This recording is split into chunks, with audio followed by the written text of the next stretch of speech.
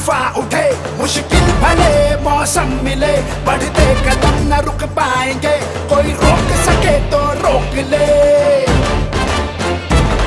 आभास है, विश्वास है, जन जन में मन की आस है, अब तोड़ ना सके कोई हमें, ये हाथ से जुड़ते हाथ हैं, हम दिल की सुनकर निकले हैं,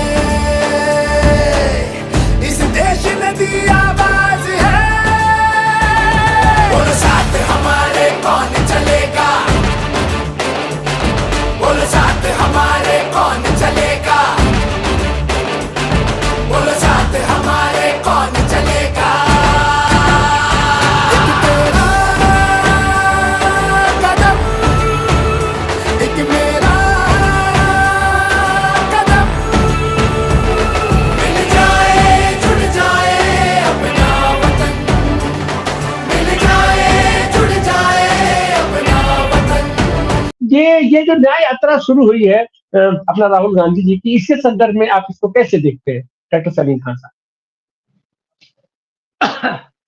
देखिए, न्याय यात्रा कल इसकी घोषणा हुई और आप ये देखें कि उसके बाद ये जो मीडिया है, जिसका 80% या 90% जो है वो भाजपा की गोद में बैठा हुआ है और 20 या 10% जो है वो आप कह सकते हैं कि आज़ाद है।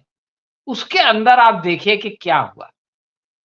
अभी तो यात्रा शुरू हुई नहीं है, यात्रा शुरू होने में काफ़ी दिन है।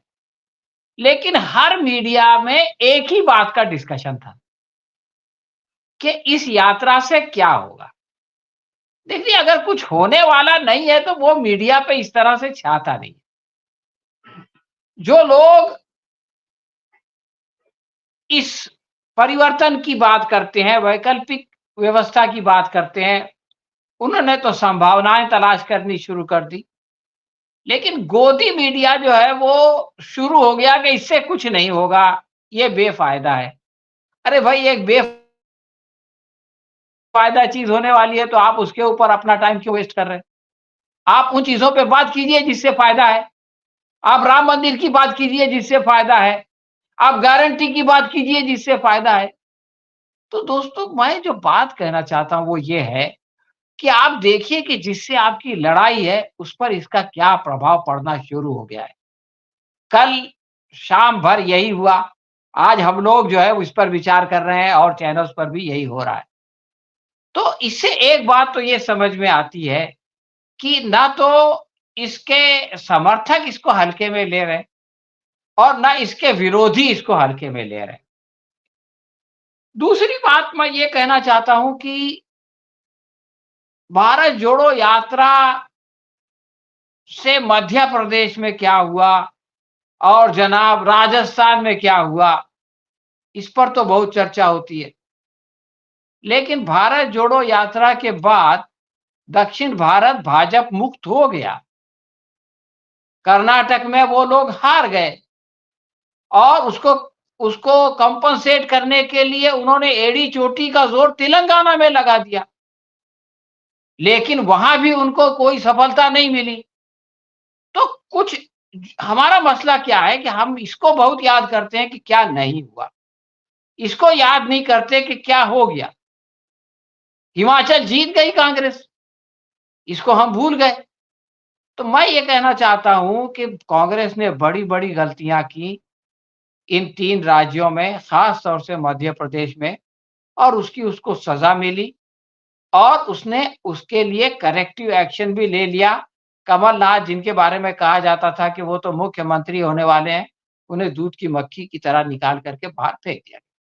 और मैं ये समझता हूं कि लोकसभा के लिए ये एक अच्छी चीज हुई, इसलिए कि कमलनाथ अगर मुख्यमंत्री हो जाते तो मध्य प्रदेश में जो है वो बीजेपी का कांग्रेस का बेड़ा गर्क हो जाता लोकसभा चुनाव में। अब कांग्रेस को उनसे छुटकारा मिल गया है। कांग्रेस ने एक नए आदमी को मैं कांग्रेस का प्रवक्ता नहीं हूं, लेकिन जो कुछ देख रहा हूं वो मैं आपको बता रहा हूं। तो ये बात बार-बार कहना कि इससे कुछ नहीं होगा, मैं समझता हूं कि और कुछ नहीं हुआ है, ये इंसाफ की बात नहीं है। देखिए, आप सोचिए कि कश्मीर में प्रधानमंत्री जा नहीं सकते पब्लिक के पास, गृह मंत्री जा नहीं सकते। 4 साल से वो लोग जो है उनके ज़ख्म रिस रहे थे। एक आदमी ने जाके पब्लिक में उनके ज़ख्मों पे जो है वो मरहम रखा। ये कोई उपलब्धि नहीं है। क्या सारी चीज़ें इलेक्शन के गणित से देखा जाएगा कि इतने वोट मिल गए, इतनी सीट मिल गई, इतने सीएम मिल गए? दुनिया में इसके अलावा भी तो कोई चीज़ है ना भाई।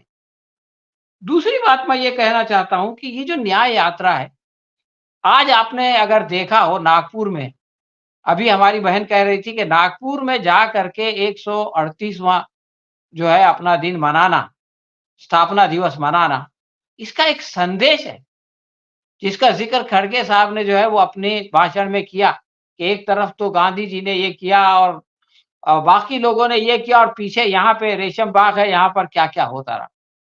लेकिन उसमें भी जो है वो न्याय के संबंध में 3 बातें कही गई। देखिए, 3 सतह पर न्याय चाहिए। राजनीतिक न्याय के बारे में खुद राहुल गांधी ने बताया कि बीजेपी में लोग डरते हैं, सवाल नहीं पूछ सकते। नाना पाटोले जो पार्टी के प्रेसिडेंट है महाराष्ट्र के, उन्होंने सिर्फ एक सवाल पूछा और सब लोग नाराज़ हो गए। ऊपर से बात आती है, डिक्टेटरशिप है। तो ये इससे राजनीतिक न्याय नहीं हो सकता।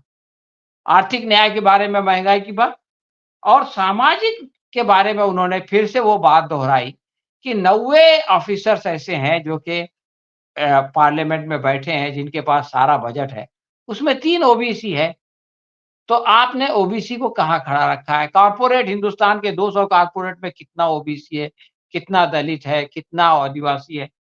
तो ये जो सामाजिक न्याय की बात है और इसी से कमंडल का मुकाबला हो सकता है। देखिए बीजेपी के पास दिखाने के लिए कुछ नहीं है, तो वो जो है वो कमंडल को लेके आ गई। राम मंदिर में ये करेंगे, राम मंदिर में वो करेंगे, राम मंदिर में वो करेंगे। अरे 10 साल आपने सरकार चलाई, आपने किया क्या ये बताइए? आप बताइए कि 10 साल में हमने ये आपको फ़ायदा पहुँचाया और आगे हमको आप फिर हुकूमत करने दो, फिर सरकार चलाने दो। तो वो तो है ही नहीं। तो आप देखिए कि इसका आप समझ सकते हैं कि इस ज़हर का जो तिर्याक है, ये मंडल है और इस मंडल को जो है वो उठाया जाएगा और जब ये लोग अपना राम मंदिर का भजन करके वापस चले जाएँगे, तो ये यात्रा जो है वो बिहार और उत्तर प्रदेश में आएगी और आकर के उसके जो दुष्परिणाम है, उसको ज़ाहिर करेगी। इसलिए ये कहना कि कुछ नहीं हो एक बात और है, भाई पूरी कांग्रेस इसमें नहीं रहेगी और इंडिया गठबंधन की इस बीच 5 बड़ी-बड़ी सभाएँ होंगी। तो वो काम जो है वो पैरेलल चलेगा और मेरा तो ये समझ है, जैसा कि अभी बताया जा रहा था कि एक राष्ट्रीय पक्ष है और दूसरे क्षेत्रीय पक्ष है। तो जिस क्षेत्र में ये पार्टी आएगी, वहाँ का जो गठबंधन है, वहाँ की जो गठबंधन की इंडिया गठबंधन की पार्टी है, जैसे बंगाल में आएगी तो ममता आ जाएँगी, उसके अलावा आगे बिहार में आएँगी तो जेडीयू और आरजेडी आ जाएगी, उत्तर प्रदेश में आएँगे तो समाजवादी पार्टी आ जाएगी। पिछली मर्तबा भी भारत जोड़ो में उनको बुलाया गया था। तो ये जिन राज्यों में जाएगी, वहाँ पर इंडिया गठबंधन का जो पक्ष होगा, वो मेरी ये समझ है कि वो इसके साथ आएगा और इससे जो है वो लोगों के अंदर जो संदेश हम चाहते हैं कि जाए, वो जाएगा। तो ये चंद बातें मैं कहना चाहता था और मैं तो इससे बहुत पुरुमीद हूँ। मैं ये समझता हूँ कि इस यात्रा के शुरू होने से पहले ही इसके अच्छे परिणाम आने लगे हैं और जब ये खत्म होगी तो इसके और भी बेहतर परिणाम होंगे।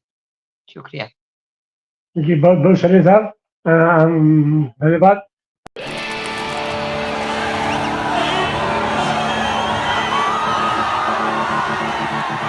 आंधी उठे तूफान उठे मुश्किल भले मौसम मिले बढ़ते कदम न रुक पाएंगे कोई रोक सके तो रोक ले